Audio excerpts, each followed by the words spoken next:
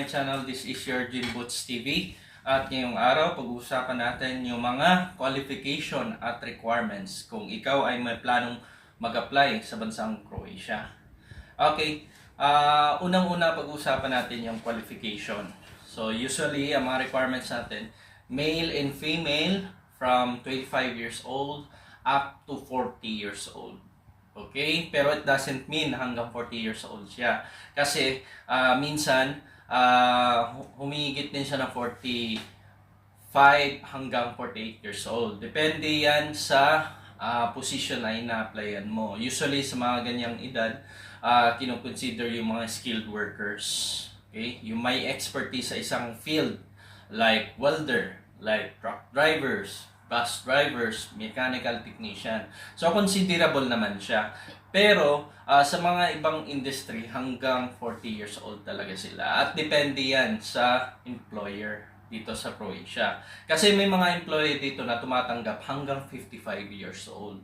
Okay? Yan ang lagi niyong tatandaan, mga ka-Jimboots. And then, usually sa qualification ay kailangan high school or college graduate. Okay? At least nakapagtapos ka ng senior high level. Okay? Senior high or ALS, vocational. So, yun. So, considerable yun. And then, ito sinulat ko mga kabayan. At kailangan meron kang good English communication skills. Bakit? Upon interview kasi, kinukonsider ng employer yung the way kayong makikipag-usap sa kanila. Okay? From the time na during interview at hindi kayo nakakapag-communicate ng English. So doon pa lang, nagkakaroon na nagiging skeptical na si employer. Nagkakaroon siya ng doubt sa sarili whether to hire you or not.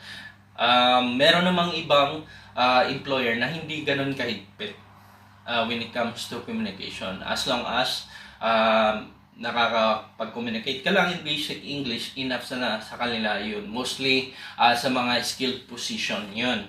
Okay? Kasi ang inaano naman nila is kung marunong ka ba talaga sa trabaho mo. Okay? So, kabayan, yung ang mga qualification. Moving forward, doon na tayo sa requirements. Kung ikaw ay nanggagaling sa Pilipinas, dapat mong tandaan na kailangan meron kang professional CV. Okay? So, pag sinabi nating professional CV, kailangan nandun yung picture mo, nandun yung details ng working experience mo. Okay? Huwag niyong tularan yung nasa Pilipinas na yung pag nagsubmit ng ibang application, pangalan lang ng company, position, year, yun lang. Very important talaga, kabayan, na kailangan ilagay niyo yung job description. At huwag niyong i-left na walang picture. Okay, very important talaga na may picture para at least yung employer makikita niya. Okay? And then, pangalawang requirements, passport. Okay? At least 5 to 10 years valid at hindi expired. Pangatlo, kailangan meron kayong NBI clearance. Okay? Updated for 1 year and then with apostille. So, yung NBI clearance nyo, kailangan nyo dalhin sa Department of Foreign Affairs para magpa-apostille. It will cost you around 100 to 200 pesos only. Okay? Yan. So, marami pa mga requirements, kabayan, tulad ng mga diploma, certificate of employment, TESDA, in situ, very important sa mga skilled workers natin. For mga ano naman natin, sa mga drivers naman natin, kailangan, if you are applying for driver position, kailangan meron kayong updated driver's license. Yung alphanumerical A up to D. Okay? And then for truck driver and bus driver position, kailangan meron kayong LTO, history at certificate. Bakit? Kinakailangan po yan, kabayan, para hindi na humaba yung training nyo pagpunta nyo dito. Kasi pag wala kayong mga documents ngayon, kailangan nyo mag-training within 6 months. And babayaran ng employer yon. So, pero if meron kayong documents, then the process will be lessened into couple of weeks. 1 or 2 weeks lang ang training. Okay? So, para yon sa requirement dito sa bansang Croatia.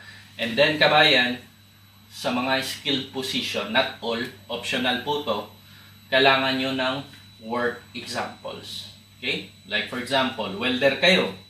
Kailangan may sample kayo na nagwe-welding. Nakikita yung mukha nyo. Okay? So, hindi po to para sa lahat, okay? Yung work samples. Kasi, pag sinabi nating production worker, hindi naman kailangan ng work samples.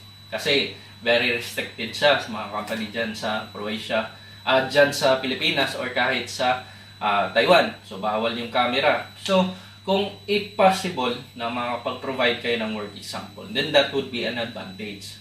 And lastly, kabayan, wag nyong kalimutan, pera. Okay? Kasi, walang libre ngayon. So, lahat ng process ngayon ay gastos. Okay? So, kailangan nakapaghanda kayo ng pera. Okay? Like, let us say, maghanda kayo at least 60 to 70 up to 100,000. Okay? Merong mga agency na usually ang kinukuha lang is 1 month salary. Kung magkano sahod nyo, yun din babayaran nyo. Okay? And meron namang ibang agency na talagang umaabot ng 200,000. So, kung mga kamayan, be careful.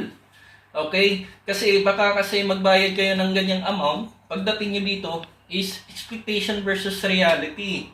Gumastos kayo ng 200,000, pagdating nyo dito, ang sahod nyo magiging basic salary. Like 50,000 a month. Di ba?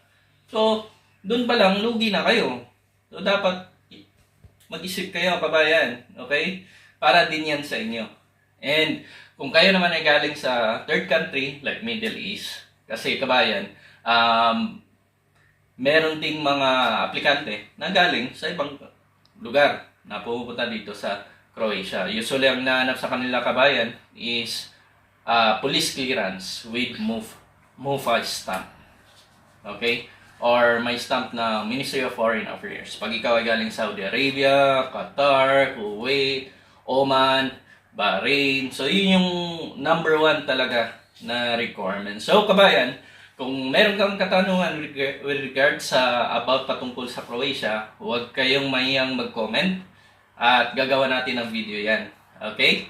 So, magandang araw sa lahat at maraming salamat. Stay tuned into my channel, Jim Boots TV. Yeah.